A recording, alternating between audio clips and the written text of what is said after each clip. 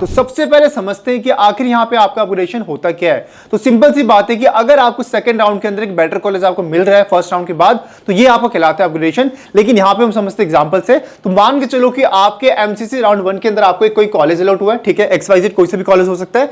अब second round के अंदर आपको क्या होता है कि आपका जो कॉलेज मिलता है वो आपको यहां पे अपग्रेड हो जाता है आपके प्रेफरेंस के हिसाब से। तो वहां पे आप क्या कहोगे कि आपको वहां पे कॉलेज क्या हो गया, अपग्रेडेशन आपको वहां पे हो चुका है। लेकिन यहां पे एक बात आपको समझनी है, जो बच्चे कंफ्यूज हो जाते हैं, यहां पे अगर आप एमसीसी सीट आपको कोई मिली है आपको फर्स्ट राउंड के अंदर, लेकिन आप यहां पे स्टेट काउंसिलिंग का पार्ट करते हो, तो वो आपका अपग्रेडेशन नहीं कहलाता है। वो सिर्फ ये कहलाता है कि आपने पार्टिसिपेट किया आपने स्टेट काउंसिलिंग के अंदर। अपग्रेडेशन कब होता है कि सेम काउंसिलिंग के अंदर, मान के चलो एमसीसी काउंसिलिंग है आपका, उसमें ही आपको सेकंड राउंड में एक बेटर कॉलेज मिलता है, तो वो यहां पे आपका अपग्रेडेशन कहलाता है। ठीक है, तो यहां पे आपको एक बात समझनी पड़ेगी कि सेकंड राउंड में एलिजिबल होने के लिए यहां पे आपको यहां पे फीस पेमेंट करनी पड़ेगी, एंड वहां पे रिक्वायर्ड जो डॉक्यूमेंट्स है आपके, वो भी आपको यहां पे सबमिट करना पड़ेगा। अब यहां पे हम रूल्स को समझ लेते हैं। सबसे पहली चीज कि अगर यहाँ पे आपको कोई कॉलेज अपग्रेड होता है, तो राउंड 1 में जो भी आपको सीट मिली होगी वो ऑटोमेटिक आपको यहाँ पे कैंसिल हो जाएगा, क्योंकि सिंपल सी बात है आपको दूसरा कॉलेज वहां पे मिल चुका है। लेकिन सबसे बड़ा डाउट ये आता है कि मान के चलो कि राउंड 1 में आपको कोई कॉलेज मिला, लेकिन सेकंड राउंड के अंदर वो आपका अपग्रेड नहीं होता है, तो इस केस में क्या होगा,